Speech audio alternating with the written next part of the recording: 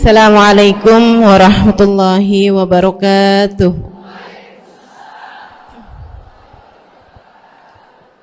Alhamdulillah.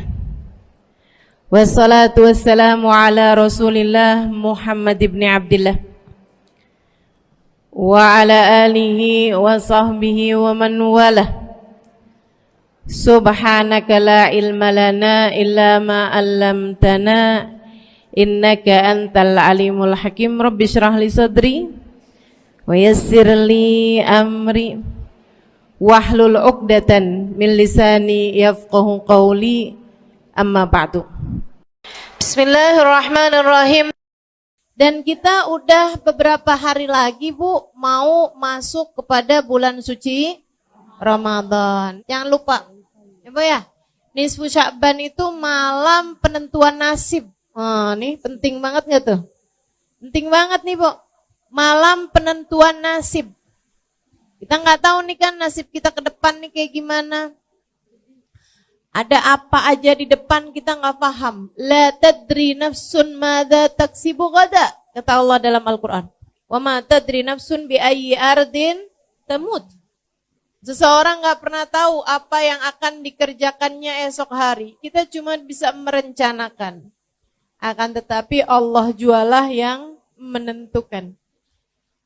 Jadi teman-teman sekalian, kita bisa rencanain doang. Tapi yang sejatinya apa yang akan kita kerjakan esok hari kita nggak pernah tahu. Apa yang akan terjadi esok hari kita nggak pernah tahu.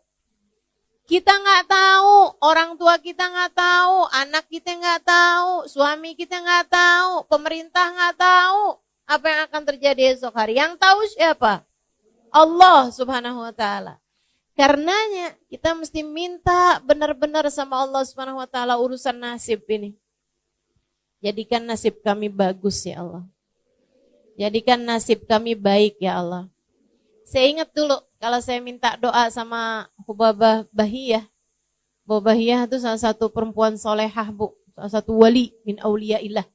Seorang waliyah ya, Bu ya, wali perempuan. Dengan segala kemuliaan-kemuliaan yang beliau punya. Alhamdulillah saya dekat dengan beliau. Alhamdulillah Allah karuniakan. Ibu-ibu sekalian, saya kalau minta doa sama beliau, beliau doain saya satu doa. Asa nasibik zain Halimah. Asa nasibik zain. Beliau bilang mudah-mudahan nasib kamu bagus nak. Semoga nasib kamu bagus. Saya dulu suka mikir gitu. Emang kenapa ya menasib gitu? Tapi ternyata sudah saya ingat-ingat, abah saya dulu juga bilang yang sama. Kata abah saya, nak orang hidup tuh yang penting nasib. Orang cakep, nasibnya bagus, nggak enak hidupnya. Betul, Bu? Orang cakep aja, kalau nasibnya nggak bagus, nggak enak loh hidupnya. Apalagi orang jelek. Orang kaya, kalau nasibnya nggak bagus, hidupnya nggak enak loh, Bu. Apalagi orang. Maksud saya tuh nasib itu nggak terkait sama rupa, nggak terkait sama harta. Kalau orang tuh sama Allah dikasih nasibnya bagus, enak aja hidupnya. Biar kata dia nggak seberapa dikasih apa-apa, tapi kalau nasibnya bagus tuh udah enak aja hidupnya. Punya harta cukup, Ibu ya. Mau pergi pengajian ada, kan begitu? Mau buat sedekah ada, mau ikutan nyumbang acara ada, kan begitu ya? Kepengen umroh ada, pengen haji ada juga. Wah, tuh itu namanya rezeki yang berkah. Namanya nasib hartanya adalah harta yang bagus. Nah, kita minta kayak begitu tuh sama Allah Subhanahu wa Ta'ala. Makanya di malam nisfu Sya'ban, nanti ibu-ibu sekalian jangan lupa amalin nih bacaannya. Yang diajarkan, yang dilakukan oleh para guru-guru kita. Kabarnya ini diajarkan dari Nabi Muhammad. Sebab para sahabat ngamalin, para tabi'in ngamalin, para ulama-ulama sepanjang zaman ngamalin, Bu. Saya belajar dulu di Indonesia 8 tahun sebelum saya lanjutkan ke luar negeri. Nah itu ibu-ibu sekalian, semua tuh ulama-ulama Jawa Barat, Jawa Tengah, Jawa Timur ngajarin sama semua dah malam nisfu Sya'ban baca Yasin 3 kali. Udah ibu ikutan ulama aja daripada ikutan yang gak jelas tuh bu. Baca Yasin malam nisfu Sya'ban bid'ah. Bid'ah tuh gimana? Bid'ah tuh dolalah. Kullu bid'atin dolalah. Semua bid'ah adalah sesat. Wa kullu dolalatin finnar.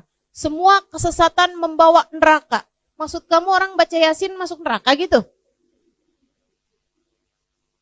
Nah ini kan rada enggak enak dipikir ya. Rada enggak pas gitu otak kita mikirnya.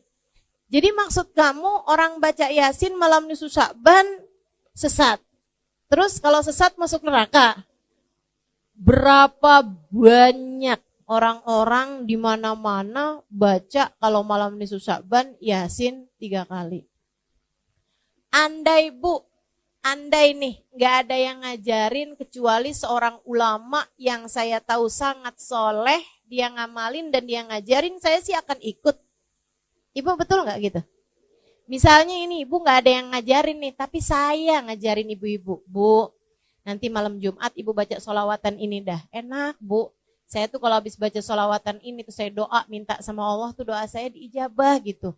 Hati jadi lebih tenang. Ibu amalin apa enggak? Amalin. Nah diajarin sama satu orang saya aja, asal ibu tahu saya punya sanad ilmu. Maksudnya saya punya kapasitas ilmu untuk mengajarkan itu. Ibu akan amalkan. Apalagi bu yang ngajarin ulama banyak banget dah. Dari di Indonesia sampai ke luar negeri. Dan Nabi Muhammad telah mengatakan, lan tajtami' ummati ala dhalalah. Umatku ini gak akan pernah sepakat dalam kesesatan.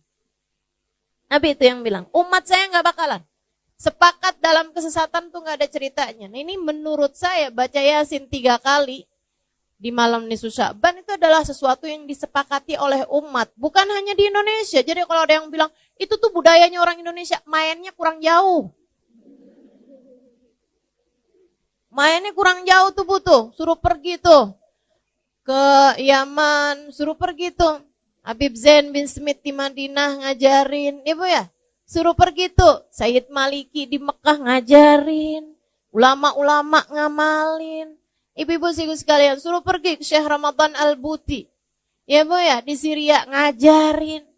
Pergi tuh ke Mesir, diajarin. Semua pada ngamalin kok. Nah kamu gak ngamalin ya, ikutan siapa gitu kan? Nah insya Allah bisa kita amalin ibu ya. Apalagi menyangkut urusan sama nasib. Innallaha yatajalla fi lailatin nisf min Sya'ban fayaghfir illal musyrik wal musyahin. Kata Nabi Muhammad alaihi salatu wassalam, Allah akan menunjukkan rahmat, menurunkan rahmat, anugerah kasih sayangnya pada malam nisfu Sya'ban. Dengannya, dengan kasih sayang tersebut, Allah memberi ampunan kepada hamba-hambanya yang mukmin, kecuali yang gak dapat ampunan siapa? Al-musyrik, orang yang menyembah selain Allah, wal musyahin, dan orang yang hatinya terdapat kebencian terhadap, dendam terhadap salah satu dari hamba Allah yang beriman. Nih, kasihan nih, 2 orang tersebut nih gak bisa dapat rahmatnya Allah Subhanahu wa taala pada malam nisfu Sya'ban. Semoga kita terhindar darinya insyaallah. Amin. Baca Yasin 3 kali. Yasin yang pertama diniatin biar apa bu? Panjang umur dalam taat. Kalau minta panjang umur jangan asal panjang bu. Ibu mau umur panjang di atas tempat tidur kagak bisa ngapa-ngapain? Gak mau. Ibu mau panjang umur buat banyakin daftar dosa? Gak mau. Kita minta sama Allah panjang umur fi khairin wa lutfin wa afiyah. Fi taatillah, dalam taat kepada Allah, fi khairin wa lutfin wa afiyah, dalam kebaikan, dalam keselamatan dan dalam kesehatan. Insya Allah. Yasin yang kedua ibu baca dengan niat urusan rizki, ibu ya. Biar lancar, biar berkah, biar manfaat. Dan ibu jangan salah bu, rizki itu juga bukan hanya urusan uang, apalagi urusan makanan. Enggak sama sekali ibu ya. Rizki itu luas ibu-ibu sekalian.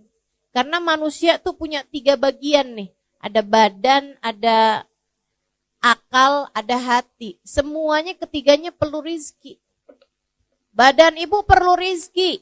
Buat makan, buat nutup aurat, buat tempat buat tidur, buat tempat buat bepergian. Kan gitu ibu ya?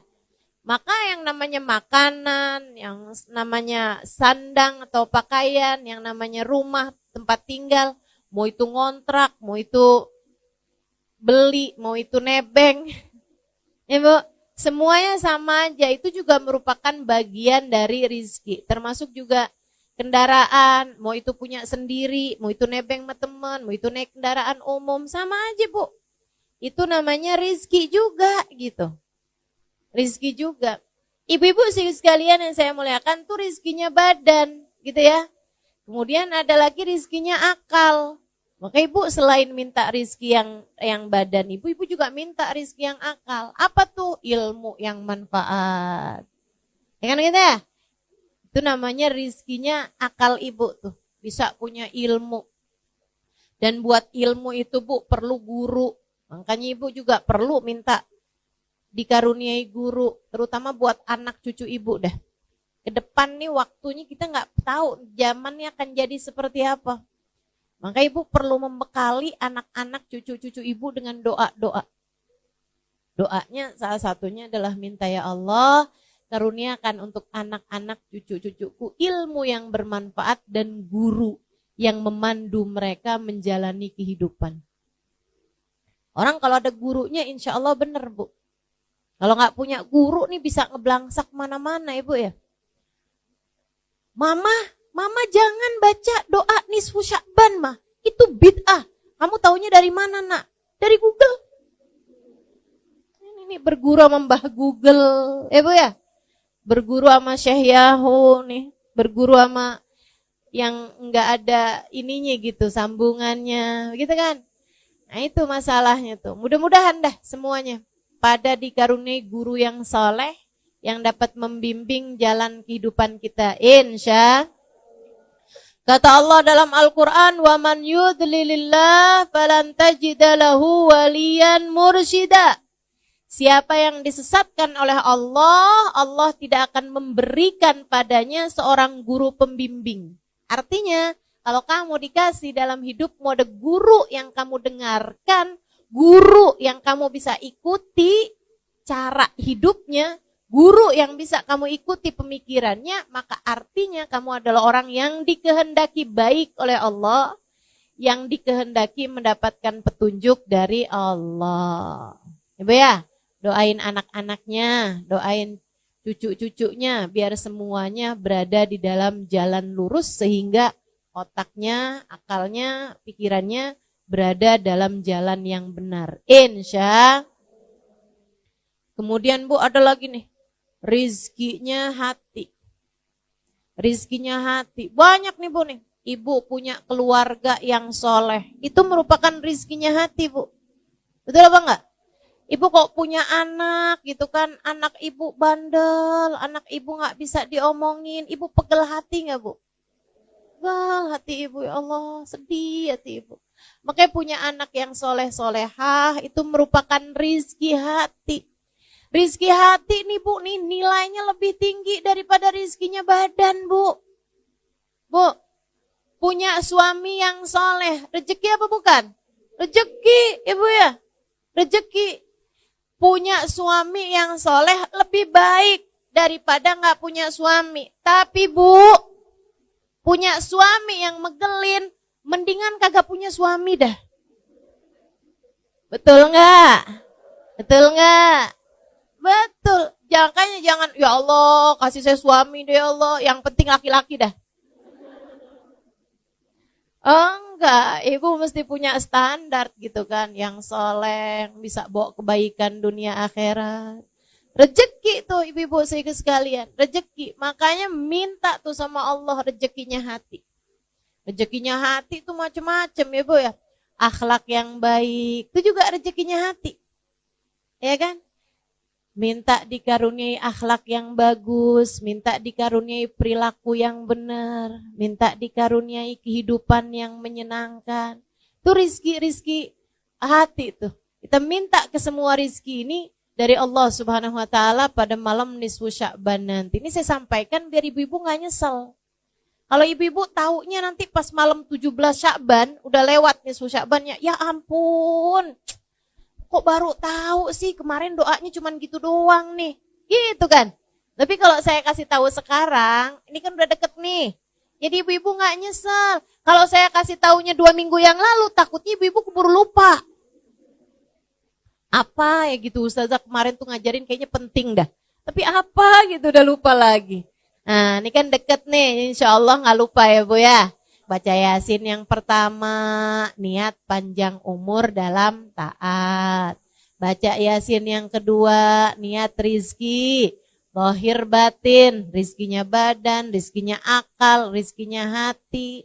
Kemudian, ini yang paling penting nih, bergantung dengannya nasibmu di akhirat. Minta agar dimatikan di waktunya nanti dalam keadaan husnul khotimah.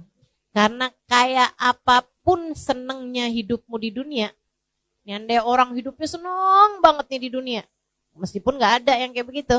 Orang tuh yang namanya hidup tuh pasti aja ada enak, ada gak enaknya kan. Tapi andai ada orang hidup seneng aja di dunia nih. Tapi matinya su'ul khotimah. Bu, udah deh tuh. Jadi penyesalan sepanjang kehidupannya nanti di akhirat. Sebaliknya, kalau ada orang hidupnya susah terus, tapi matinya husnul khotimah, udah tuh. Bakalan jadi kesenangan nantinya di akhirat. Lupa sama semua kesusahan kehidupan kalau dia matinya dalam keadaan husnul khotimah. Minta sama Allah, ya Allah, apabila datang ajal menjemput kami, matikan kami dalam husnul khotimah. Kenapa kok kami enggak saya, Ustazah? Ya boleh kami, boleh saya. Cuman kalau ibu-ibu doa kami, ibu niatin juga buat anak-anak. Ya Bu ya? Buat suami, buat orang-orang yang ibu sayangi. Semoga semuanya dimatikan dalam husnul khotimah. Ibu-ibu sekalian sekalian yang saya muliakan. Nah nanti nih Bu, abis nisfu Sya'ban lewat. Oh ya, nanti malam nisfu Sya'ban tuh usahakan ada sedekah.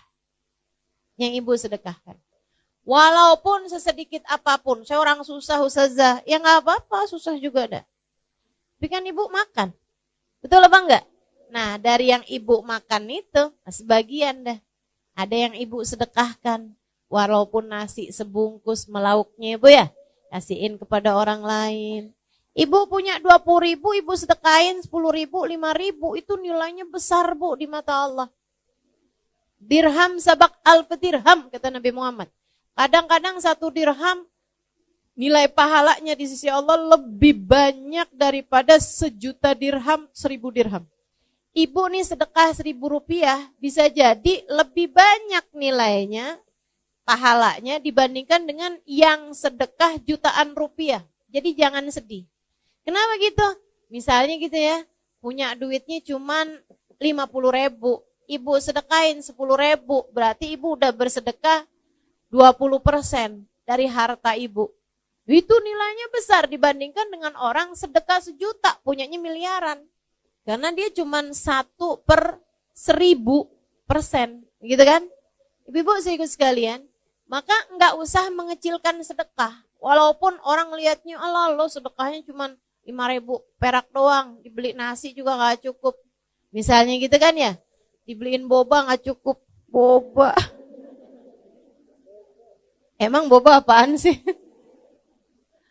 Ibu-ibu sekalian, jangan mengecilkan sedekahmu. Karena nilai sedekah tuh Bu, enggak dihitung dari nilai sedekahnya berapa. Allah tuh suka ngitungnya dari seberapa pemilikan hartamu. Gitu. Aja mudah-mudahan pokoknya malam nisfu Sya'ban usahakan ada sedekah yang kita sedekahkan. Allah tuh suka gak tega. Kalau ngelihat hambanya yang sedekah tuh, Allah suka gak tega. Ya ampun, ini dikasih sedikit aja bisa ngasih sama orang lain. Bakalan aku kasih banyak dah, gitu. Nah, tuh. Nanti sama Allah SWT dilipat-lipat gandakan. Disenangkan dunia akhirat. Insya Allah. Ibu-ibu sekalian, habis nisfu Sya'ban itu ibu nggak boleh puasa lagi. Ya, habisnya nisfu Sya'ban ibu nggak boleh puasa sunnah. Tapi kalau puasa wajib yaitu bayar utang tetap boleh. Sampai selunasnya. Sampai selunasnya. Ibu bayar deh tuh. Karena itu kan puasa itu yang wajib-wajib memang wajib dibayar gitu Bu. Jadi nggak ada batasan sampai akhir Ramadan. Meskipun sebaiknya Bu ya, jangan akhir Ramadan banget tuh kamu masih ada puasa. Sebaiknya udah dibayar-bayarin dulu dah. Dari sebelum hari terakhir di bulan Ramadan. Hari terakhir di bulan Ramadan itu kalau puasanya nggak wajib ya Bu ya, hukum puasanya haram. Hukum puasanya haram. Ibu nggak punya utang, begitu kan ya. Nah itu walaupun misalnya saya punya puasa sunnah yang nyambung nih Ustazah. Saya puasain dari bulan Rejab kemarin, Rejab, Sya'ban saya puasain. Boleh nggak puasa saya nyambung sampai Ramadan, sampai Lebaran? Nggak boleh. Wajib hari terakhir di bulan Sya'ban ibu nggak puasa. Kenapa gitu? Sebab seperti yang tahun sekarang nih Bu nih, Sya'bannya jatuhnya cuma 29 hari. Nah tanggal 29 berarti besokannya itu kan bisa Ramadan, bisa nggak Ramadan.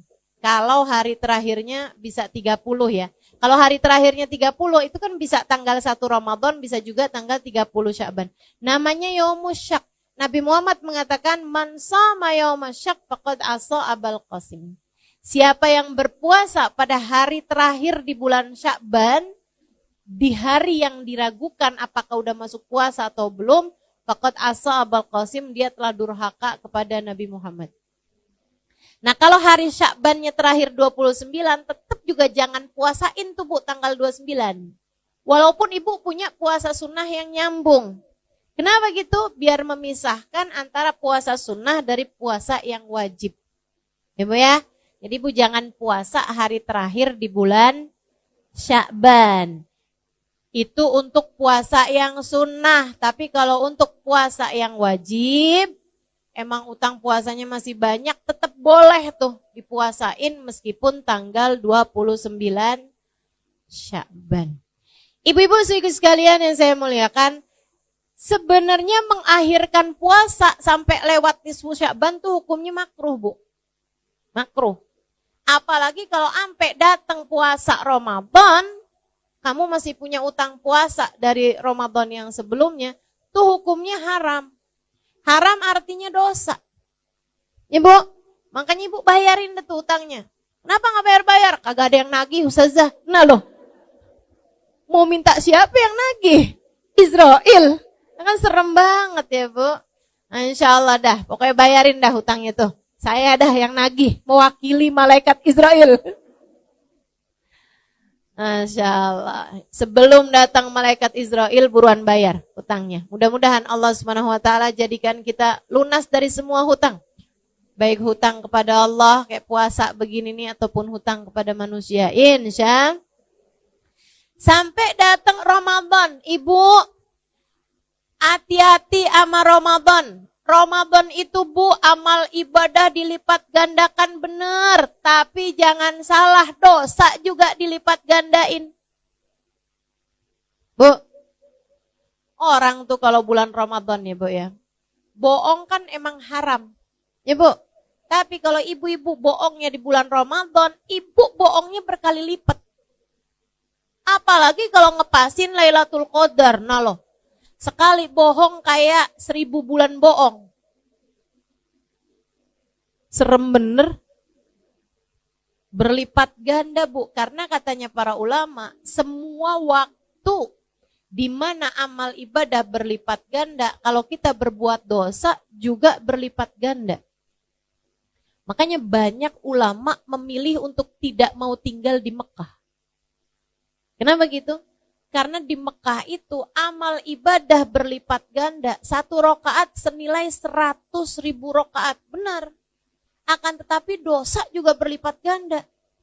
Di Masjidil Haram itu sholat 1 rakaat senilai 100.000 rakaat di tempat yang lain. Tapi kalau bikin dosa di Masjidil Haram, dosanya juga lipat-lipat ganda. Mekah itu ibu-ibu sekalian satu-satunya kota yang kamu di dalam kota Mekah dosanya hati aja dicatat sama malaikat. Seram, makanya para ulama milih enggak dah tinggal di Mekah, enggak, takut enggak bisa ngasih kehormatannya kota Mekah. Karena memang tempat yang amal ibadah berlipat ganda, dosa juga berlipat ganda. Sama halnya dengan Ramadan. Waktu di bulan Ramadan itu amal ibadah berlipat ganda. Sekurangnya 70 kali lipat. Sekurangnya minimal. Jadi kamu puasa, pahala puasanya 70 kali lipat. Kamu terawih, pahala sholatnya 70 kali lipat. Kamu sedekah, pahala sedekahnya 70 kali lipat. Itu minimal. Ada yang bilang ampe 700 kali lipat. Ada yang bilang ampe 1000 kali lipat. Ada yang bilang bahkan bisa lebih daripada itu juga. Dan di bulan Ramadan itu ibu-ibu sekalian, ampunan Allah diturunkan banyak banget. Dan buat ngebantuin kita ibadah, buat ngebantuin kita diturunin ampunan rahmat, Bu. Allah segitu baiknya, Bu. Setan dicutiin dulu. Setan bebas tugas. Setan disuruh liburan, gak tahu deh tuh saya kemana gitu ya. Nggak paham deh tuh. Yang pasti ibu-ibu sekalian, nggak ada setan di bulan Ramadan. Setan yang ngebisik-bisikin dirimu itu loh. Yang ngebisik-bisikin kalau lagi duduk pengajian kayak begini, ngantuk ya, udah nggak usah dengerin ustadzahnya, udah tidur aja gitu. Dia sambil gini nih. Di mata kita jadi begini. Pernah ada yang merasa nggak? Mana orangnya? Saya. Ya Allah, apalagi yang deket-deket kipas sampai berat banget matanya. Itu tuh Bu, setan yang itu tuh kalau di bulan Ramadan nggak ada. Ustazah ada tahu. Maksud kamu gimana? Saya baca Quran ngantuk, bener dah Ustazah. Kata setan, bukan saya. Itu mah asli kamu deh tuh. Emang tukang ngantukan kalau ibadah ya. Masya Allah, Masya Allah. Jadi jangan ada yang nyalahin setan kalau bulan Ramadan. Setan bilang gak ikut-ikut. Saya gak ikut-ikut kata setan. Ayo Bu, bikin setan gak gampang masuk lagi sama kita habis lebaran. Bikin setan gak kenal sama kita habis lebaran. Mana dia itu si Halimah? Kok kayak udah susah nih dimasukin. Itu ada caranya ibu-ibu sekalian. Ramadanmu dinaikin mutunya. Ramadanmu dinaikin tingkatannya. Imam Al-Ghazali dalam kitabnya Bidayatul Hidayah menerangkan tentang 3 kelasnya orang-orang saat berpuasa. Ya Bu, gimana tuh? Kata Imam Ghazali, ada puasa kelas umum. Ada puasa kelas khusus. Ada puasa kelas khususil khusus. Jadi ibarat naik kereta, nih ada kereta kelas ekonomi, ada kelas bisnis, ada kelas eksekutif. Ibu-ibu sekalian, yang kelas ekonomi nih Bu nih, takut gak kebawa dah. Kayaknya nih, duduknya pada di gerbong nih kayaknya. Kelas ekonominya kayak gimana nih, puasa nih. Katanya Imam Ghazali, yang puasa hanya sekedar memuasakan perut dan farji. Artinya, dia puasa, gak mau makan, gak mau minum, sama gak mau berhubungan intim ketika sedang berpuasa bagi yang sudah menikah. Begitu ya, puasa berarti gak boleh makan, gak boleh minum, gak boleh hubungan. Gitu doang dia. Tapi yang lain-lain masih jalan terus. Yang lain-lain tuh kayak gimana? Ngomongin orang jalan. Bohong, gitu ya. Ngelihat dengan syahwat, iya juga gitu. Nontonnya gak bener, juga jalan juga.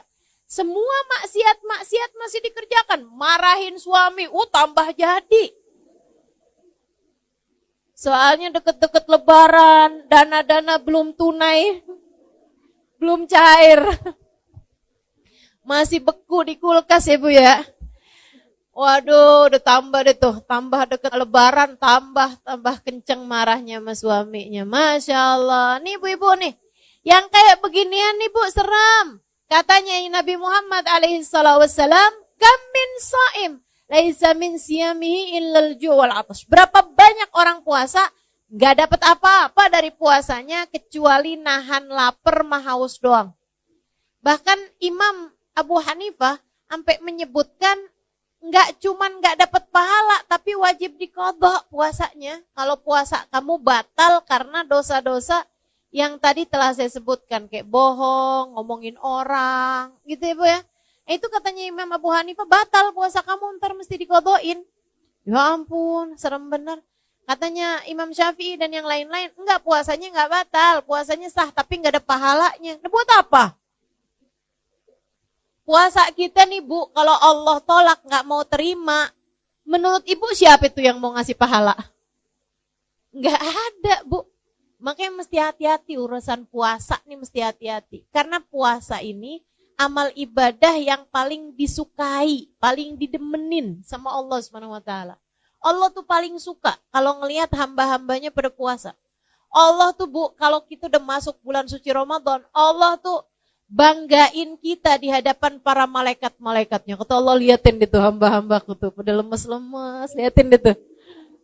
Liatin hambaku tuh, pada lapar, pada haus, kesianan gitu ya. Kata Allah, mereka nahan lapar, ninggalin makanannya, meskipun mereka lapar. Mereka meninggalkan minumnya, meskipun mereka haus. Kenapa? Untuk aku, kata Allah, fasaumuli wa ana ajzibih, puasa mereka untukku, akulah sendiri yang akan memberikan balasannya. Ibu, saya dengar bu ya, dari Sayyidil Habib Umar bin Hafid, malaikat raqib sama malaikat atid nih bu nih, kalau nyatetin amal ibadah kita atau nyatetin dosa-dosa kita, sekalian dikasih nilai. Ya mereka udah punya hitung-hitungannya semua tuh bu. Misalnya kita ya, sholat duhur, langsung tuh dikasih nilai sama malaikatnya. Kalau khusyuk sekian, kalau nggak khusyuk sekian. Kalau khusyuk rukuknya doang sekian, gitu. Kalau khusyuk pas takbirnya doang sekian, gitu kan.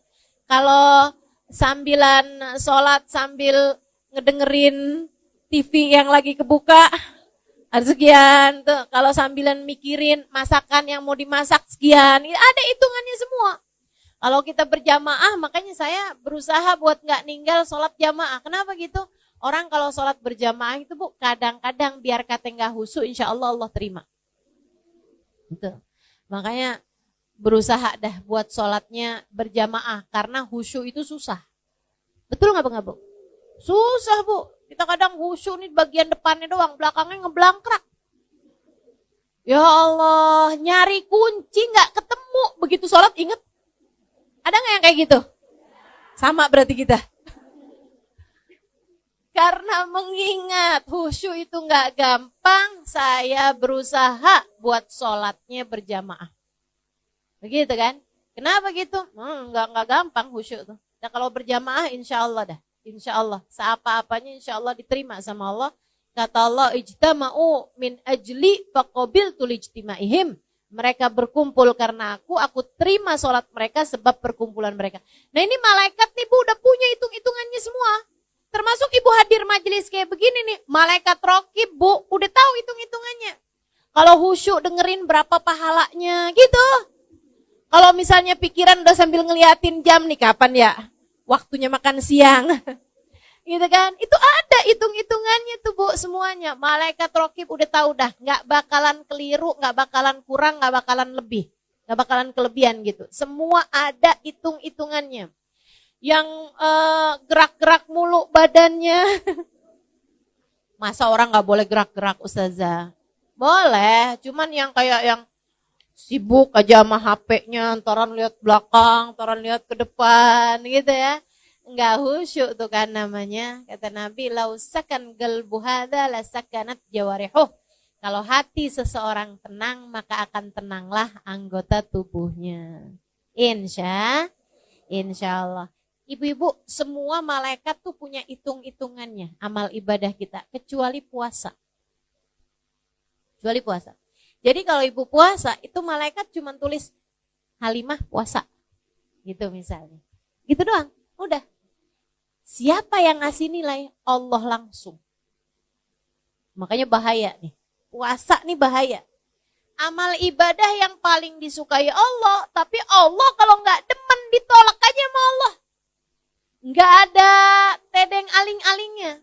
Nggak ada pengacara yang ngebelainnya gitu. Puasa nih urusannya. Karena langsung sama Allah Subhanahu wa taala. Kalau malaikat tuh masih banyak istighfarnya buat kita nih hamba-hambanya Allah. Malaikat itu. Masih kayak yang mau katanya ibu ya, malaikat itu ada di kitabnya Imam Al-Haddad. Risalah Mu'awana ya kalau nggak salah ya. Itu katanya Imam Al-Haddad radhiyallahu ta'ala anhu warda, kalau kamu bikin kemaksiatan, itu malaikat atid nggak langsung nulis dosa kita. Nggak langsung nulis. Katanya malaikat raqib bilang kayak gini, Tid jangan dicatat dulu Tid. Siapa tahu habis gini dia taubat, tar dulu Tid, tungguin. Gitu katanya Bu. Itu ada tuh, ada hadisnya, ada sanadnya Bu ya, ditulis tuh sama Imamul Haddad. Beneran ini. Kalau kita niat berbuat buruk apalagi nggak ditulis sama dia. Baru niat doang tuh nggak ditulis. Tapi kalau niat kita berbuat kebaikan udah langsung ditulis. Kalau kita ngerjainnya ditulis dan diberi pahala minimal 10 kali lipat.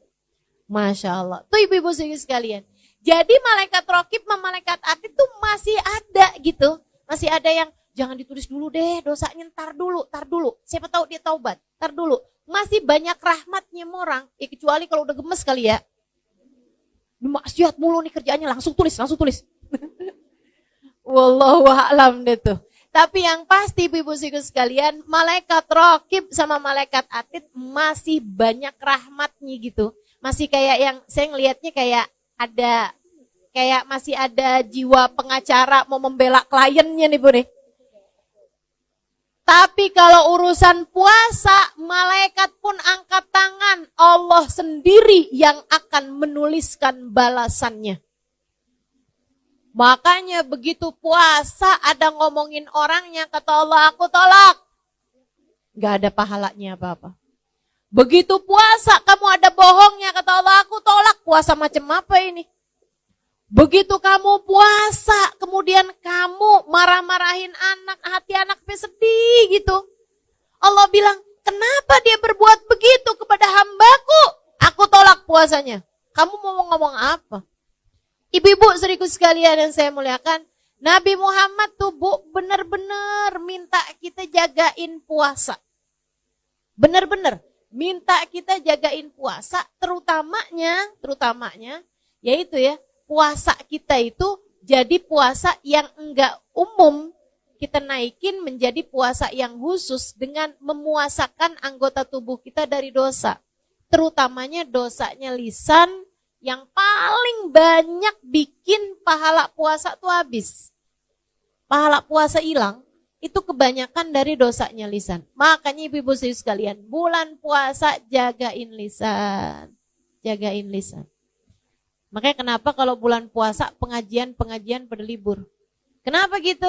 Maaf ya Bu ya. Memang juga karena sepanjang bulan, 11 bulan tuh anggap pelatihan kalau bulan puasa kayak waktu praktek gitu. Itu iya juga. Dan juga biar ibu-ibu lebih konsentrasi ibadah-ibadah kayak baca Quran dan lain sebagainya. Itu iya juga. Tapi juga Bu, karena kita nih perempuan-perempuan nih kalau udah kumpul-kumpul, mulut kita nih suka rada nyerempet gitu. Ya, yang nggak niat ngomongin orang aja nyerempet jadi ngomongin orang. Betul apa enggak? Apa kabar Bu? Baik, masih bagus nih. Ya kan ya? Kemarinan nggak kelihatan. Iya nih lagi ada masalah sama suami. Tuh. Yang satu demen curhat, yang satu kepo. Ya udah kan pas. Emang ada masalah apaan Bu? Iya gitu udah tuh ya. Gimana ya, biar jadi kayak istri orang gitu. Emang selama ini istrinya siapa genderuwo gitu. Ya Allah. Ibu-ibu sekalian yang saya muliakan, pokoknya emang bulan Ramadan tuh Bu tuh, saran saya emang sebaiknya Bu kalau bisa diusahain gak banyak ketemu orang tuh ahsan. lebih baik. Kenapa gitu? Itu dia dah. Udah ketemu orang banyak inian tuh akhirnya jadi nyerempet. Ini dah gitu. Bohong. Itu udah harus banget ditutup kamusnya. Jangan ada kebohongan di bulan Ramadan. Kalau habis tarawih gimana Ustazah? Ya sama aja. Bulan Ramadan tuh dosa dilipat gandain. Jangan sampai nih ada ibu-ibu nih tanyain sama suaminya. Kamu lihat uang saya di saku baju yang kamu cuci enggak? Bang, nanyanya habis tarawih ntar gimana? Enggak gitu ya Bu. Pokoknya yang namanya bohong mah dosa gitu. Mau siang mau malam. Dan kalau kamu bohongnya siang ya ngebatalin pahalanya puasa. Jangan ngomongin orang, baik dari lisanmu atau dari jempolmu. Sekarang banyak nih orang ngomongin orang gak pakai mulut lagi ya Bu ya. Tapi pakai jempol. Ya Allah Bu, di pengajian ada tuh yang WhatsApp sama temennya. Lo lihat nggak tuh si No datang tahu. Di mana emang duduknya? Sambilan nih, adik ustadzahnya yang lagi ceramah padahal.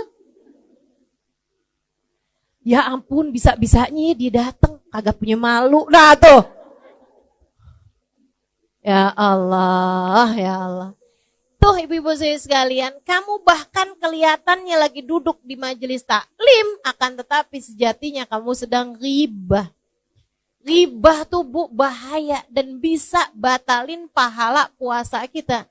Karena sejatinya orang lagi ghibah, lagi ngomongin orang, lagi ngegosip, itu kayak makan bangkai daging saudaranya sendiri.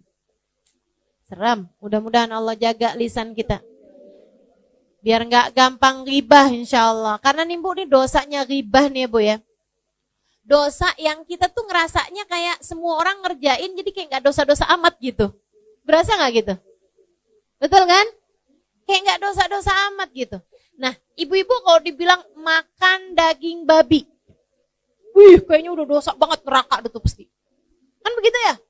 Si ibu itu di Islam loh, tapi dia bisa loh makan daging babi. Ya ampun, dimasak kemarin makan daging babi. Iya astagfirullah. Diomongin, padahal dosanya ngomongin itu lebih gede daripada dosanya makan babi. Bukan berarti ibu makan babi aja dah kalau gitu. Gak gitu juga.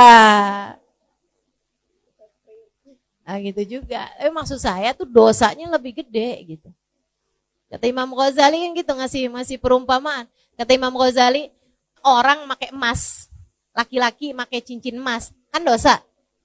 Ada ulama pakai cincin emas, kan dosa tuh kan. Diomongin sama orang-orang gak sadar kata Imam Ghazali. Kalau dosanya ngomongin orang, apalagi ulama, lebih gede. Berpuluh-puluh kali lipat, bahkan beratus kali lipat daripada dosanya orang pakai cincin emas. Kadang itu suka gitu. Gak gitu kadang. Mudah-mudahan deh Allah selamatin kita semuanya. Lisan gak bertulang. Ya Bu ya, kita mesti punya kendali terhadap lisan kita. Tahu apa yang mesti diomongin, apa yang gak perlu diomongin. Juga bulan puasa nih Bu, biar puasamu naik menjadi kelas khusus tadi ini, kelas bisnis. Ibu mesti jagain lisannya dari menyakiti hati orang. Hati-hati Bu, bahaya. Bu, bahaya. Termasuk anak sendiri. Ibu jangan suka nyakitin hati anaknya. Dibangunin susah sahur, akhirnya keluar kata-kata yang gak bagus. Jangan. Nanti yang nyesel dirimu sendiri. Ini enggak kayak anak orang nih. Kayak anak. Kayak anak apa? Kalau ibu nyebutin nama salah satu binatang, anak sakit hati kan. Meskipun anak kalau bisa nyaut. Ya kalau saya anak monyet, ibu induknya dong. Untung aja anak-anak kita tuh sopan-sopan loh Bu. Betul apa enggak? Anak-anak kita tuh santun-santun. Ibu suka marah kalau ibu ngajak anak ibu ngomong, anak ibu pegang HP. Betul apa enggak? Coba diingat-ingat. Nah, kalau ibu ngomong, HP-nya ditaruh dulu. Nih ibu mau ngomong penting nih nih, liatin muka ibu, liatin. Saya ini ibumu loh nak, surga kamu tuh udah di bawah kaki saya. Ada yang suka gitu? Enggak ya? Enggak segitu dramanya ya? Ibu-ibu sekalian, kita marah kalau kita ngomong anak kita pegang HP. Tapi betapa seringnya anak kita ngomong dan kita pegang HP, ngaku. Betul apa enggak? Dan alhamdulillah anak kita santun-santun. Saya nggak pernah lihat tuh yang anaknya ngomong kayak gini. Ibu, saya lagi ngomong ya Bu ya. Coba taruh HP-nya. Nggak pernah lihat saya. Nggak pernah lihat. Santun anak kita, Masya Allah. Maka ibu-ibu sedikit sekalian yang saya muliakan, jagain hati anakmu. Kalau kamu sendiri nggak pinter jaga hati anakmu, siapa lagi yang akan jaga hati dia? Kalau dalam rumah dia tidak mendapatkan kedamaian, di mana lagi dia akan menjadikan sebuah tempat sebagai tempat dia berpulang. Orang kalau nggak dapetin damai di dalam rumahnya, mesti di mana lagi? Kesian, mau di jalanan. Kesian banget anak-anaknya. Udah Bu, lupakan semua kemarahanmu, lupakan semua kekesalanmu sama anak. Ibu-ibu sedikit sekalian, anakmu, kata Imam Ghazali alaihi ridwanullah, adalah bayanganmu. Kalau kamu pengen bikin anakmu lurus, kamunya mesti lurus. Hubabah Zahra, ibunda dari guru saya, Al-Habib Umar bin Hafid. Guru kami, Al-Habib Umar bin Hafid. Guru kita semua, Al-Habib Umar bin Hafid. Itu ibu-ibu sekalian punya anak soleh-solehah semua. Banyak anaknya Bu, soleh-solehah semuanya ibu-ibu sekalian. Lebih dari 10 orang anaknya. Semuanya soleh, semuanya solehah. Bahkan yang satu jadi mufti di kota Hadramut. Yang satu lagi Al-Habib Umar bin Hafid, orang soleh wali min auliyaillah. Ibu-ibu sedikit sekalian yang saya muliakan, semuanya soleh-solehah. Putra-putri dari Hubabah Zahra ini ya Bu ya. Ditanya, ada seorang ibu nanya sama Hubabah Zahra, Hubabah gimana caranya biar anak saya soleh-solehah. Hubabah Zahra sambil senyum, karena emang orangnya senyuman mulu tuh Bu tuh. Padahal hidupnya susah, hidupnya berat, senyum aja. Katanya beliau kayak begini, nak, kamu kalau kepengen anak kamu soleh-solehah, ya kamunya mesti solehah. Gampang aja ngomongnya, kamunya yang solehah. Terus kalau kamu udah solehah, kamu tinggal doain anak kamu. Sebab doanya perempuan yang solehah diijabah sama Allah. Dengannya anakmu jadi anak yang soleh-solehah. Gampang deh tuh. Kamunya yang solehah, terus kamu doain anak kamu. Biar soleh-solehah. Insya Allah. Jangan dikatain nanti kamu yang nyesel. Jangan dikatain nanti kamu yang nyesel. Anak-anakmu tuh. Jangan diomelin nanti kamu nyesel. Ibu kayak gak pernah aja ngomelin anak abis-abisan pas dia tidur. Kamu liatin, ya Allah kesian. Pernah? Pernah? Saya gak pernah usah tuh orang saya belum punya anak. Ya iyalah. Tapi yang pada punya anak pasti tuh ngerti tuh apa yang saya omongin. Ya Allah Bu, jangankan ngomelin gitu. Ngomong kasar aja sama anak. Habis itu pas ngelihat dia tidur, ya Allah gak tega. Gitu ya Bu ya. Suami juga kayak begitu. Ibu jangan suka ngomelin. Bu, urusan suami nih. Saya bilangin juga ya Bu ya. Allah aja gak tega loh ngelihat dia tidur kecapean. Masa ibu tega? Katanya Nabi Muhammad, Allah bilang, ayyumamri'in batakalan min syughlih bata maghfuran lah. Itu hadisnya, tepatnya begitu. Ayyumamri'in, kalau ada seorang laki-laki batakalan min syughlih, tertidur malam dalam keadaan kelelahan karena seharian bekerja untuk menghidupi anak istrinya. Bata maghfuran lah, dia tidur dalam keadaan diampuni dosa-dosanya. Allah aja gak tega sama dia. Kecapean, pengorok kayak gitu seharian kerja nih. Ada yang jadi supir Gojek. Ibu ya, ada yang jadi tukang, ada yang kerja jadi guru, ada yang kerja apalah segala macam pekerjaan-pekerjaan suami kita. Kecapean seharian tuh dia kerja, malam-malam tidurnya sampai ngorok. Kita sebel aja, ampun gak bisa tidur nih, gimana ya, gitu sumpet apaan nih ya. Biar suara ngoroknya gak kedengeran gitu kan. Kita balikin, dia miring ngoroknya. Ya Allah, kita tendang aja bagaimana nih, ya ampun, astagfirullah.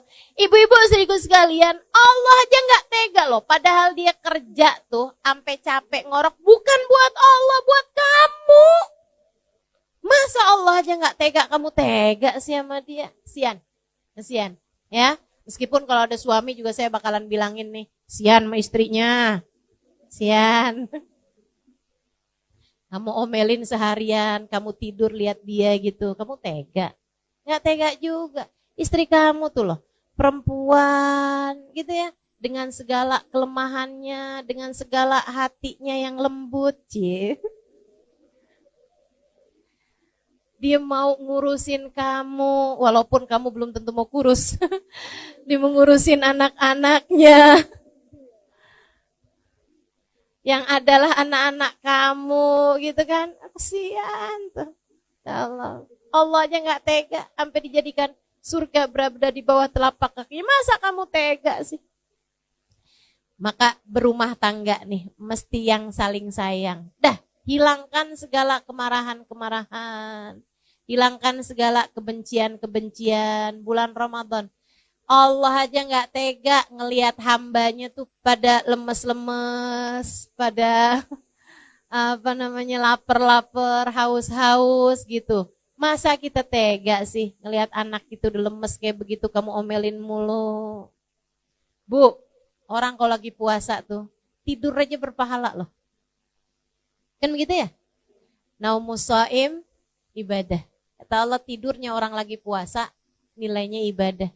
Allah aja gak tega, dia tidur aja ditulis pahala. Masa kamu tega-teganya sih? Bang, puasa tidur mulu. Ya Allah, Bu, Allah yang gak tega. Kamu ngeliat anak kamu tidur, puasa tidur aja kerjaannya. Ayo bangun, sholat, ayo baca Quran. Gini gitu segala macam kamu omelin. Ya Allah, Bu, dia tidurnya ibadah, kamu ngomel dosa. Nih, mikirnya yang benar nih. Dia lagi ngerjain ibadah loh, Bu. Kamu bangunin. Yang ada kamu yang dosa. Dia lagi ibadah, kamu gangguin.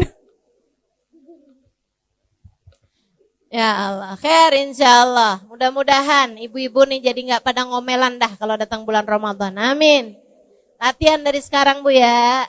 Udah, Bu, belajar buat ngelihat lucu-lucu dalam kehidupan.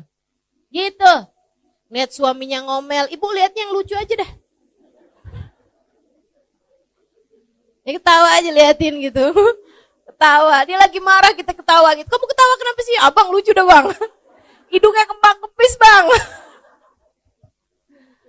Mata abang tuh ntar nyipit, ntar ngeblalak, lucu dah, Bang. Gituin aja udah, yang lucu aja ngelihatnya. Udah gak usah, hidup udah gak usah disusah-susahin ya, Bu. Yang enak aja. Kita punya Allah Maha Rahman. Alhamdulillah. Kita punya Nabi penyayang. Alhamdulillah. Udah lihat lucu aja dah dalam kehidupan ini. Gak usah diberat-beratin. Datang bulan suci Ramadan, hilangkan segala kemarahan, hilangkan segala kebencian. Yang rahmat sama siapapun, gak usah bawa-bawa perasaan sedih nih. Sampai tanggal segini belum bisa beli baju lebaran. Gak usah dipikirin. Gak usah dipikirin. Bu, gak usah dipikirin. Ada banyak sunnah-sunnah yang lain yang ibu bisa kerjain.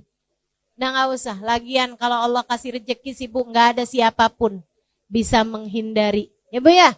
Udah Allah mau ngasih, dikasih juga. Udah, apa yang bikin hati ibu sedih, tinggalin. Ibu tahu gak? Setan tuh, Bu, ini di hari-hari setan gak ada kayak gini nih.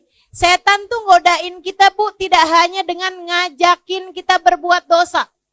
Akan tetapi setan tuh seringkali godain kita nih dengan cara dibuat hati kita putus asa, hati kita sedih, hati kita overthinking, kata istilah anak zaman sekarang nih. Itu tuh seringkali bisikan-bisikan setan, kayak ngilang-ngilangin nikmat yang Allah SWT berikan. Padahal kalau kita mau hitung nikmatnya Allah, enggak kebayang banyaknya. Udah, ibu enggak usah mikirin yang enggak ada. Ibu syukuri aja apa yang ada. Insya Allah. Sebab, Bu, Kalau kamu mau cari yang nggak adanya terus, kamu akhirnya nggak bisa bersyukur dalam kehidupan. Saya kasih tahu ya Bu ya, hidup ini nggak pernah ideal buat siapapun. Bu, nggak ada loh orang yang hidupnya ideal, hidupnya pas semuanya nggak ada Bu. Ada orang nih ya Bu ya, sakit-sakitan, hidupnya nggak enak, kan begitu kan? Sakit mulu gitu, dikit gini sakit, dikit gitu sakit, enak apa nggak enak? Nggak enak. Kadang-kadang nih sehat orangnya ya Bu ya. Giliran punya suami, suaminya megelin. Ada yang suaminya baik, saudaranya nyebelin. Ada yang orang tuanya, ya Bu ya. Ada yang saudara-saudaranya jahat. Ada yang mertuanya Bu. Ada yang iparnya. Pasti ada aja yang namanya hidup memang kayak begitu. Memang kayak gitu. Nggak pernah ideal. Kayaknya susah deh mau nyari orang yang semua orang sayang sama dia. Semua orang baik sama dia gitu. Orang Nabi Muhammad yang sempurna gitu aja Bu, dijahatin sama pamannya. Iya kan? Dijahatin sama tetangga-tetangganya, dijahatin sama orang sekampungnya. Apalagi kita yang kayak gini nih, mesti ada aja. Dan kita nih Bu, kalau mau nyari hal-hal yang bisa bikin hidup kita sedih, hidup kita merasa, katanya orang zaman sekarang insecure, ya Bu ya. Ngerasa minder, ngerasa sedih hati, mau dicari mah ada aja Bu. Orang tuh hidup gak ada yang ideal. Ya kan Bu? Gak ada yang hidupnya udah pas tuh. Hidup yang kayak begitu tuh, gak ada. Tapi hati bisa pas. Tapi hati bisa ideal. Manusia yang hatinya paling ideal, Nabi Muhammad SAW. Hidupnya gak ideal Bu, Nabi Muhammad. Betul apa enggak? Ya gimana mau ideal hidupnya Nabi Muhammad? Lahir aja udah gak punya bapak. Mau ideal dari mana? Anak umur 6 tahun ditinggal mati ibunya. Mau ideal dari mana Bu? Nabi Muhammad alaihissalam berada dalam kemiskinan berpuluh-puluh tahun ibu-ibu sekalian. Enggak ideal hidupnya Nabi Muhammad. Nabi Muhammad ibu-ibu saudariku sekalian punya anak 7. Bu, 6 di antara anaknya Nabi Muhammad yang menguburkannya. Artinya Nabi Muhammad tuh Bu, punya anak 7. Anaknya semuanya meninggal sebelum meninggalnya Nabi Muhammad. Sedih apa enggak sedih? Sedih. Ideal apa enggak hidupnya Nabi Muhammad? Enggak. Hidupnya Nabi Muhammad penuh dengan ujian. Hidupnya Nabi Muhammad penuh dengan kesusahan-kesusahan. Akan tetapi hati Nabi Muhammad ideal. Hati itulah yang menjadi pusat segala sesuatu. Nikmat, enggak nikmat hidup, semuanya letaknya ada di dalam hati kita. Bahagia letaknya di hati. Makanya ibu-ibu saudariku sekalian, hidupmu pasti enggak ideal. Akan tetapi hatimu bisa menuju kepada ideal. Hidup enggak ada yang sempurna, tapi hati kita bisa menuju kepada kesempurnaan dengan cara menjadi hamba yang bersyukur. Suami kita kayak gimana? Alhamdulillah. Anu gitu ya Bu ya? Punya suami ganteng, alhamdulillah. Kagak usah nonton sinetron. Gak usah nonton drakor. Udah cakep dah suami saya, tontonin dia aja. Punya suami jelek, alhamdulillah. Gak susah jagainnya.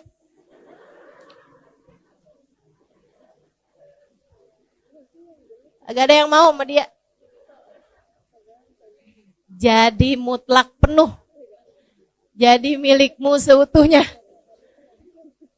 Ibu-ibu saudariku sekalian yang saya muliakan, dah yang enak-enak aja dah Bu ya. Karena mau nyari ideal gak ada, udah cari yang enaknya aja, bikin lucu aja hidup, nikmati aja hidup. Mudah-mudahan kita bisa jadi orang-orang yang senantiasa bersyukur. Insya Allah, jagain puasanya, jagain anggota tubuhnya. Jangan biarin lisan ngomel mulu, jangan biarin lisan bohong, jangan biarin lisan ngomongin orang. Ya Bu ya, jangan biarin mata ngelihat kemaksiatan-kemaksiatan, jangan biarin kaki melangkah ke tempat-tempat yang ada dosa-dosanya. Jangan biarin tangan ngerjain hal-hal yang dilarang sama Allah. Puasamu jadi puasa yang khusus. Naik lagi. Wah, naik lagi kalau ini sih kata Imam Ghazali ini puasa buat para wali, buat para nabi, buat hamba-hamba yang udah emang tingkatannya tinggi-tinggi dah tuh. Kelas yang eksekutif tadi tuh Bu. Ya udah kita sih yang penting puasa kita di kelas bisnis tadi tuh udah bagus gitu. Kita puasain anggota tubuh kita dari ngerjain dosa. Selama bulan Ramadan, jauhi segala perbuatan dosa, sebab dosanya jadi berlipat ganda. Lagi pula, perbuatan dosa di bulan Ramadan, takutnya bikin Allah gak berkenan menerima puasa kita, akhirnya Ramadan kita jadi sia-sia. Puasa yang khusus yang kayak gimana lagi tuh Ustazah? Memuasakan seluruh waktu mereka hanya untuk Allah. Memuasakan seluruh anggota tubuh mereka hanya untuk Allah. Jadi matanya Bu, mereka izinkan cuman buat ngelihat Al-Quran. Matanya diizinkan cuman untuk memandang kitab-kitab zikir. Matanya mereka izinkan hanya untuk memandang dengan pandangan penuh rahmat, penuh kasih sayang terhadap siapapun dan apapun tuh. Yang kayak beginian nih. Gitu ya Bu ya. Telinga mereka pakainya sepanjang Ramadan buat taat semuanya. Lisan pakainya antara buat berzikir, antara buat ngomong yang bagus-bagus, antara buat baca Al-Quran, antara buat sholawatan Nabi Muhammad tuh. Yang kayak beginian nih. Ibadahnya ibadah eksklusif ya Bu ya. Kelas-kelas hamba-hamba Allah Subhanahu wa ta'ala. Imam Asy-Syafi'i Bu kalau bulan Ramadan hatam 60 kali hataman Quran. Siang 1 hataman, malam 1 hataman. Saya masih ketemu. Ada namanya Habib Abu Bakar. Habib Abu Bakar bin Umar Al-Haddar. Itu Bu, ketua atau munsibnya, kepala suku gitu ya, dari Al-Haddar di kota Tarim Hadramut. Belum lama saya ada teleponan juga sama beliau karena putranya lagi datang ke Indonesia beberapa hari yang lalu. Itu ayahnya Bu, semua orang di kota Hadramut di Tarim tahu bahwasanya beliau itu menghatamkan 1 kali hataman Quran tiap harinya.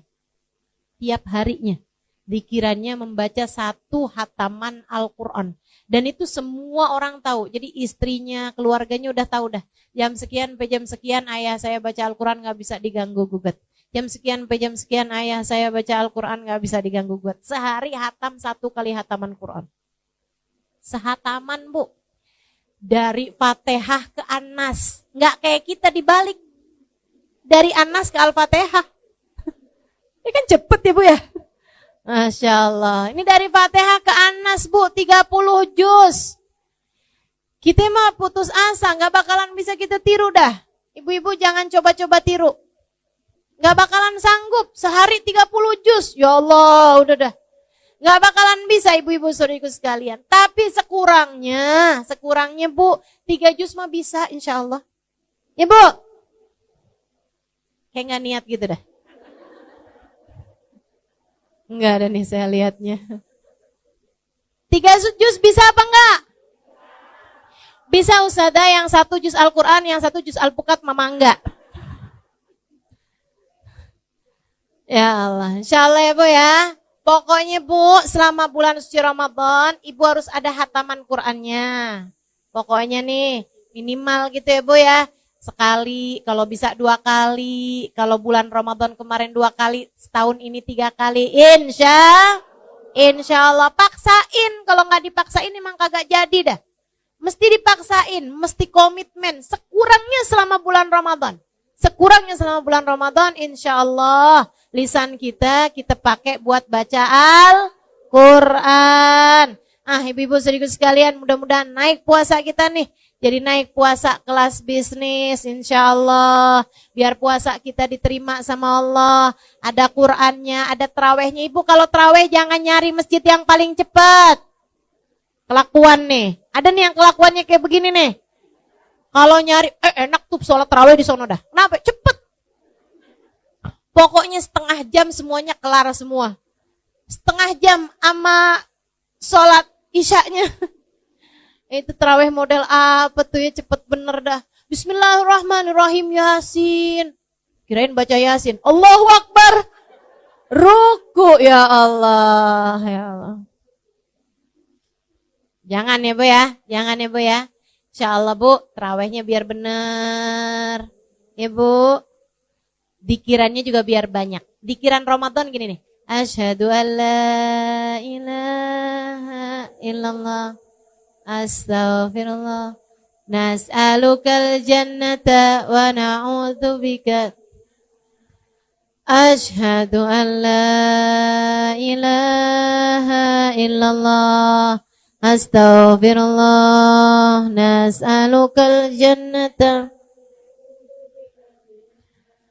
Asyhadu an la ilaha illallah. Astaghfirullah. Nas'alukal jannata wa na'udzubika minan nar. Allahumma innaka afuwun tuhibbul afwa fa'fu anna. Allahumma innaka afuwun. Allahumma innaka afuwun tuhibbul afwa fa'fu anna ya karim. Tuh kita perbanyak. Insyaallah mudah-mudahan Allah terima semuanya. Allah mudahkan semuanya buat diamalkan insyaallah. Mudah-mudahan apa yang turun pada malam nisfu Sya'ban dan pada sepanjang bulan Ramadan nanti Allah tidak menghalangkan kita darinya insyaallah. Semoga saja di saat turun hujan ampunan kita semuanya terampuni dosa-dosanya. Ketika turun hujan rahmat kita menjadi hamba yang disayang Allah Subhanahu wa taala. Ketika turun itkun minan nar, pembebasan dari api neraka, kita menjadi orang-orang yang telah dibebaskan Allah dari api neraka insyaallah. Mudah-mudahan Allah Subhanahu wa taala menjadikan kita di bulan Ramadan semakin dekat dengan orang-orang saleh, semakin dekat dengan hamba paling saleh Nabi besar Muhammad sallallahu alaihi wasallam karena kita mengikuti cara beliau menjalankan bulan suci Ramadan. Mudah-mudahan Allah Subhanahu wa taala menjadikan kita orang-orang yang dikaruniai umur yang berkah, nasib yang bagus, rizki yang halalan, thayyiban, mubarakan, ilmu yang bermanfaat, hati yang selalu bahagia. Allah karuniakan pada ujung akhir hidup kita kematian dalam husnul khotimah. Ala hadiniyah bikuniyatin salihah jami'ah syamilah la hadratin Nabi Muhammad sallallahu alaihi wasallam. Al-Fatihah. A'udzu billahi minasyaitonir rajim. Bismillahirrahmanirrahim. Alhamdulillahirabbil alamin arrahmanir rahim maliki yaumiddin. Ista'in ihdinas siratal mustaqim siratal ladzina an'amta 'alaihim ghairil maghdubi 'alaihim waladdallin amin. Allahumma bihaqqil Fatihah birmatil Fatihah barakatil Fatihah taftah lana abwabal khair tu'amilana muamalat ahlal khair takfina min jamil fitan wal mihan bu'us wa dhair innaka wali kulli khair mutafaddil bi kulli khair birahmatika ya arhamar rahimin. Allahumma inna nas'aluka ziyadatan fid din barakatan fil umur wa sihhatan fil jasad wa sa'atan fil rizki wa taubatan qabla al maut wa syahadatan indal maut wa maghfiratan ba'dal maut wa afwan indal hisab wa amanan minal adab wa nasiban minal jannah wa rizqna an-nadhar ila wajhikal karim. Allahumma afina min bala'ik wa auzi'na syukra na'maik wa adikna barda afik wa halawata munajatik. Allahumma inna nas'aluka minal uquri awfaraha wa minal adhani asfaha wa minal a'mali azkaha wa minal akhlaqi atyabaha wa minal arzaki azzalaha wa minal afiyah akmalaha minad dunya khairaha wa minal akhirah na'imaha bihaqqi sayyidina Muhammadin sallallahu alaihi wasallam. Allahumma inna nas'aluka ziyadatan fid din barakatan fil umur wa sihhatan fil jasad wa sa'atan fil rizki wa taubatan qablal maut wa syahadatan indal maut wa maghfiratan ba'dal maut wa afwan indal hisab wa amanan minal adab wa nasiban minal jannah wa rizqna an-nadhar ila wajhikal karim. Allahumma hawwin alaina fi sakaratil maut wan najata minan nar wa afwan indal hisab. Allahumma rabbana atina fid dunya hasanah wa fil akhirati hasanah wa qina adzaban nar. Dawahum fiha subhanakallahumma wa tahiyyatuhum fiha salam wa akhiru da'wana anil hamdulillahi rabbil alamin. Allahumma barik lana fi Sya'ban wa ballighna Ramadan wa inna ala siyam wal qiyam wa qiraatil Qur'an wa ganni'na bil galil minat ta'am wal manam wal kalam. Allahumma barik lana fi Sya'ban wa ballighna Ramadan wa'inna ala siyam wal qiyam qiraatil Qur'an وقنعنا بالقليل من الطعام والمنام والكلام وصلى الله على سيدنا محمد وعلى آله وصحبه وسلم دعواهم فيها سبحانك اللهم وتحيتهم فيها سلام آخر دعوانا أن الحمد لله رب العالمين. Jangan berani mati kalau nggak bawa cinta sama Nabi. Soalnya kalau nggak bawa cinta sama Nabi, bawa apa coba? Bawa apa kira-kira? Saya bawa sholat ustazah. Sholat yang mana? Yang sambil sholat semua pikiran-pikiranmu tetap jalan. Yang sambil sholat hati kadang masih bisa ghibahin orang. Apakah jenis sholat semacam itu yang akan kamu bawa sebagai bekal menuju kematian? Kita mah sholat aja bu. Jangan ditinggal juga sholatnya. Akan tetapi layakkah ia sebagai bekal untuk kamu menuju kepada negeri akhirat, selamat dari murka dan berhasil masuk ke dalam surga? Saya rasa sholat kita masih jauh untuk menjadi sholat yang layak membuat kita menerima balasan sebesar itu. Mau bawa apa ke akhirat? Bawa sedekah. Seberapa banyak sedekahmu? Sudahkah ada di antara kita yang mampu bersedekah dengan setengah harta yang dia punya? Adakah di antara kita yang sudah berani bersedekah dengan seperempat harta yang dia punya? Atau bahkan sekedar 10% harta yang dia punya? Bukankah lebih mudah bagi kita itu selama ini untuk membawa harta kita ke pasar, duit kita, kemudian kita belanjakan daripada kita sedekahkan? Bukankah yang kita rasakan selama ini, uang 100.000 kalau dibawa pergi ke mall rasanya dikit banget,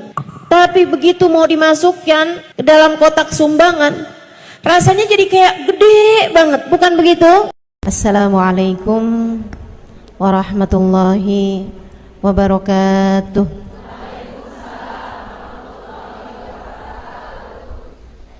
Alhamdulillah, wassalatu wassalamu ala rasulillah Muhammad ibn Abdillah wa ala alihi wa sahbihi wa man wala.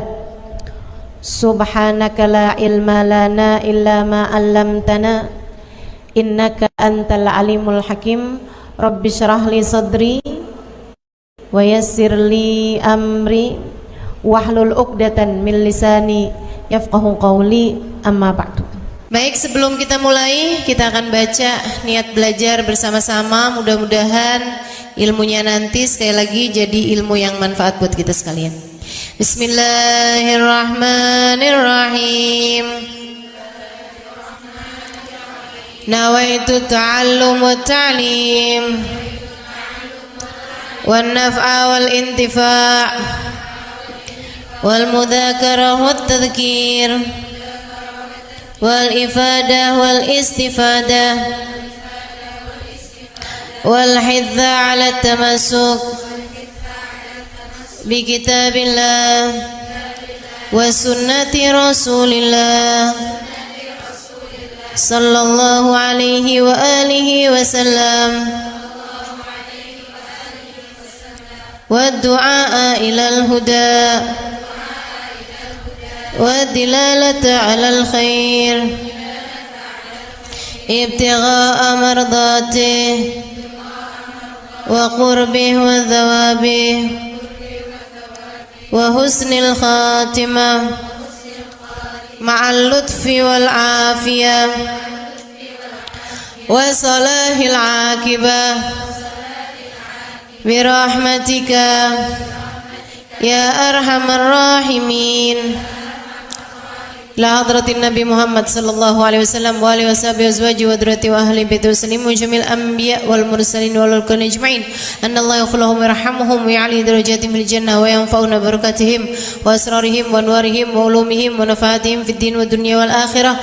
Al-Fatihah, baca bersama-sama.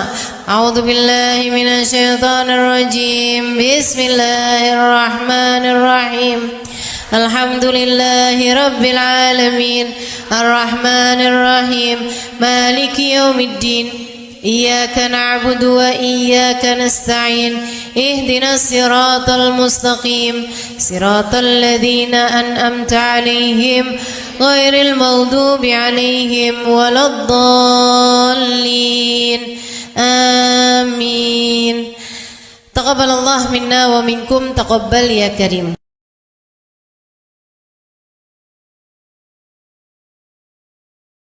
yang hadir di majelis ini, baik ibu-ibu, kakak-kakak, adik-adik, anak-anak, nenek-nenek.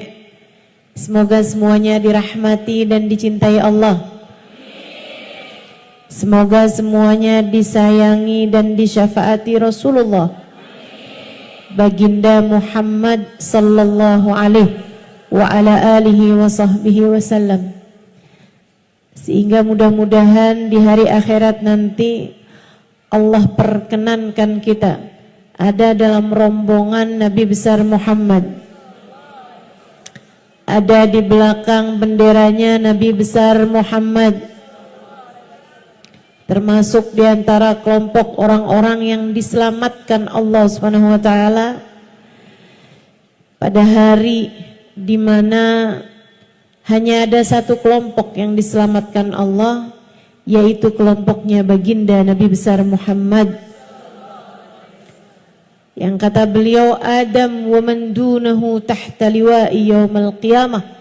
Nabi Adam dan nabi-nabi yang sesudahnya hanya akan berada di belakang benderaku di hari akhirat nanti.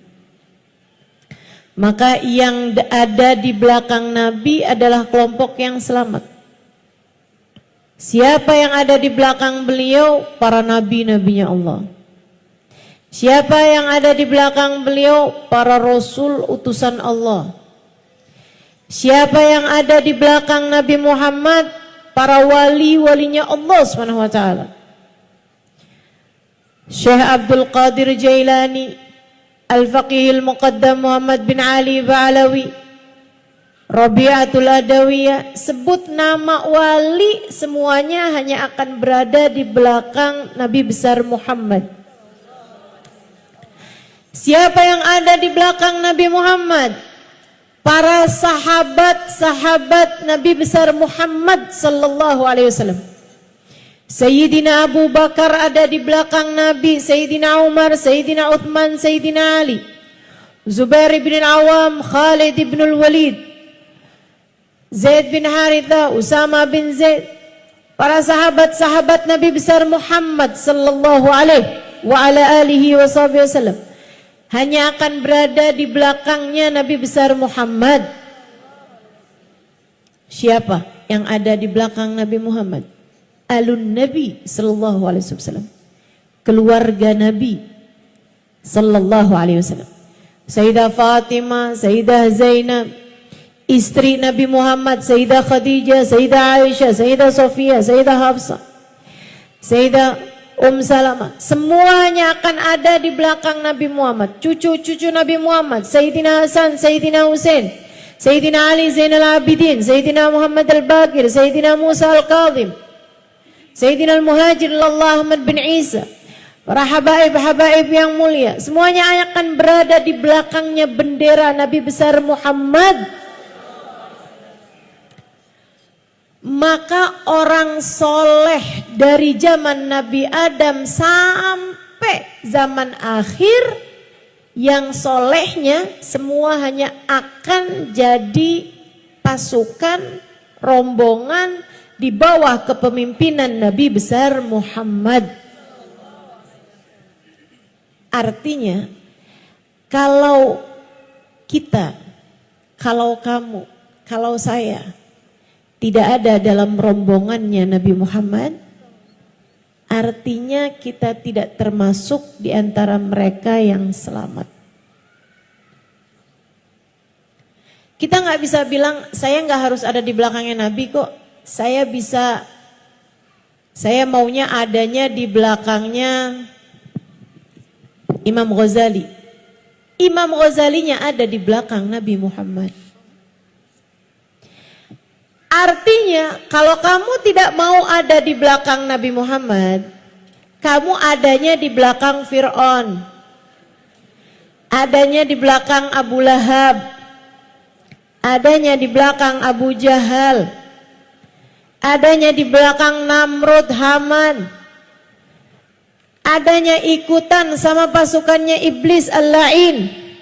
Sedikit sekalian saya muliakan, cuman ada dua kelompok. Kelompok yang selamat ada di belakang Nabi Muhammad, kelompok yang tidak selamat ada di belakang orang-orang yang dimurka oleh Allah Subhanahu wa taala, yang Allah sebut dengan siratal ladzina an'amta alaihim, kelompoknya Nabi Muhammad, maghdubi alaihim waladdallin, kelompok-kelompok yang tidak berada di belakangnya Nabi besar Muhammad.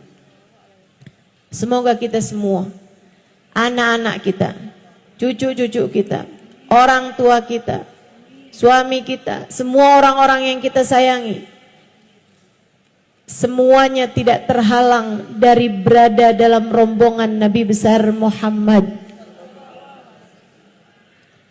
Ustazah, memangnya muat semuanya tuh, muat semuanya, sampai ke anak-anak cucu kita semuanya muat untuk ada dalam rombongannya Nabi Muhammad. Cuman ada yang di depan, ada yang di tengah, ada yang di belakang gitu. Biar kata di belakang nggak apa-apa deh, yang penting masuk gitu.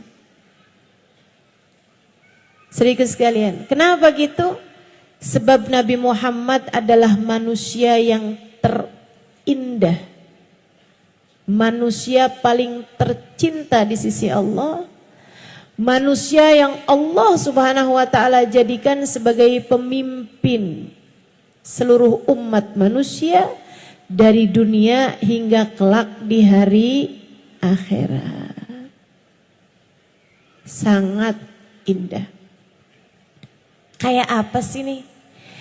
Biar kita cinta menabi, biar kalau kita cinta di akhirat, semoga kita semua ada di belakang Nabi Muhammad. Seperti apa keindahan Nabi Muhammad? Sebab ada istilah tak kenal maka tak sayang. Kita meminta kepada Allah Subhanahu wa taala, semoga Allah jadikan hati kita semakin hari semakin sayang sama Nabi Muhammad, semakin hari semakin cinta sama Nabi Muhammad, semakin hari semakin rindu kepada Nabi besar Muhammad, semakin hari semakin dekat dengan baginda Nabi besar Muhammad, sehingga mudah-mudahan di dunia kita hidup dengan mengikuti jalannya. Di akhirat nanti kita pun akan ada dalam rombongan beliau insyaallah. Amin ya rabbal alamin. Alangkah indahnya dirimu, wahai baginda Nabi besar Muhammad sallallahu alaihi wasallam.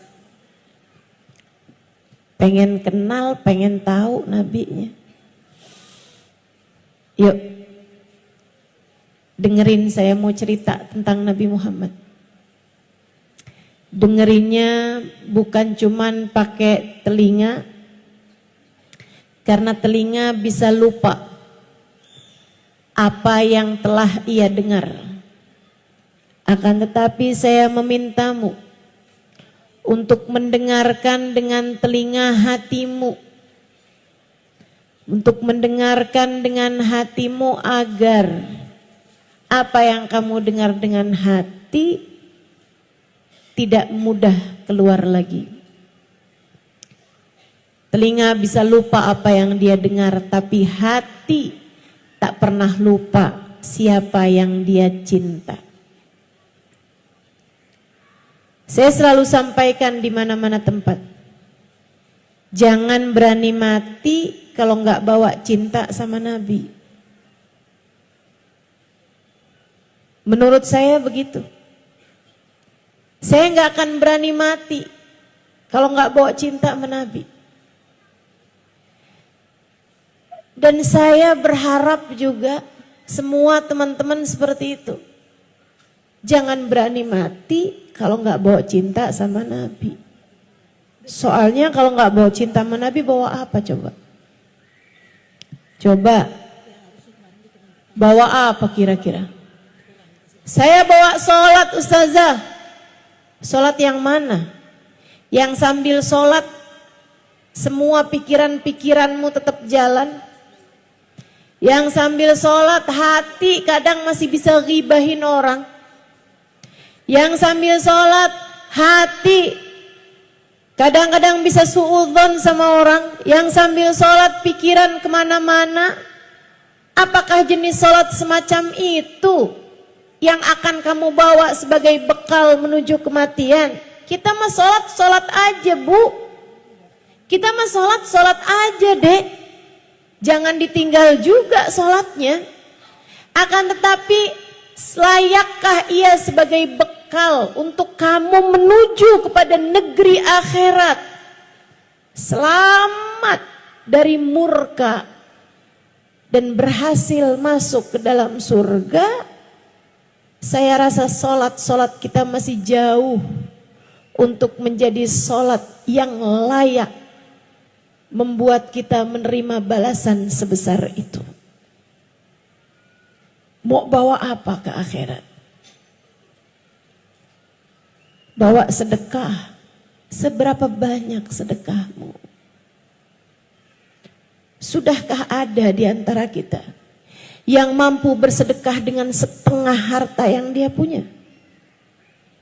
Adakah di antara kita yang sudah berani bersedekah dengan 1/4 harta yang dia punya, atau bahkan sekedar 10% harta yang dia punya? Bukankah lebih mudah bagi kita itu selama ini untuk membawa harta kita ke pasar, duit kita, kemudian kita belanjakan daripada kita sedekahkan? Bukankah yang kita rasakan selama ini, uang 100.000 kalau dibawa pergi ke mall rasanya dikit banget, tapi begitu mau dimasukkan ke dalam kotak sumbangan rasanya jadi kayak gede banget, bukan begitu? Saudaraku sekalian yang saya muliakan, mau pulang bawa apa? Bawa sedekah, saya rasa belum layak. Saya adalah istri yang solehah, saya akan boleh masuk surga dari pintu manapun yang saya inginkan sesuai dengan janji Nabi Muhammad. Betul, nabinya berjanji seperti itu, iya. Tapi sesolehah apakah dirimu itu terhadap suamimu? Pernah nggak suami manggil, kamu masih sibuk pegang handphone? Iya. Betapa seringnya kita selama ini menyia-nyiakan suami kita. Saya sih belum berani bawa apa-apa buat mati. Satu-satunya harapan saya, satu-satunya andalan saya, satu-satunya tabungan saya, satu-satunya simpanan saya adalah baginda Nabi besar Muhammad, yang dalam keadaan apapun selalu berkata, ummati, ummati, ummati. Yang dalam keadaan seganas apapun, sedahsyat apapun, se-ekstrim apapun, Nabi tak pernah lupa kepada kita umatnya. Kita hanya perlu memastikan bahwasanya saat kita mati nanti ada cinta di hati kita kepadanya. Kita bawa masuk ke dalam alam kubur kita.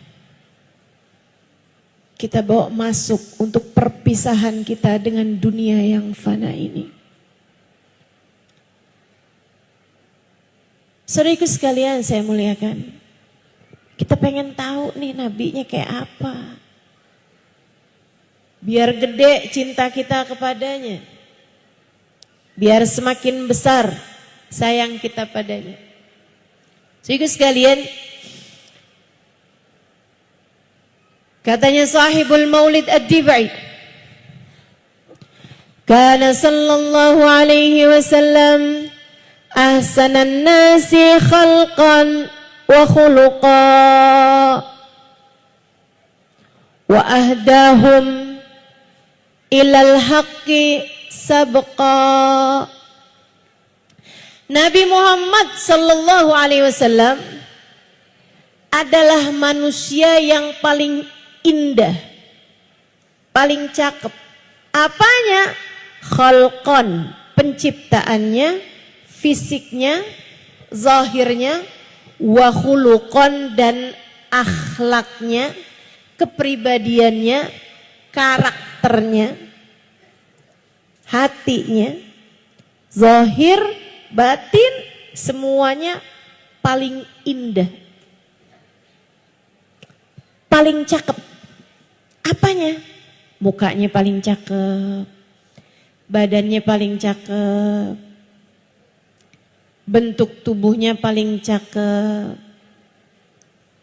akhlaknya juga paling cakep, senyumnya paling cakep, tatapan indahnya paling cakep, semuanya cakep. Sallallahu alaihi wa ala alihi wa sahbihi sallam.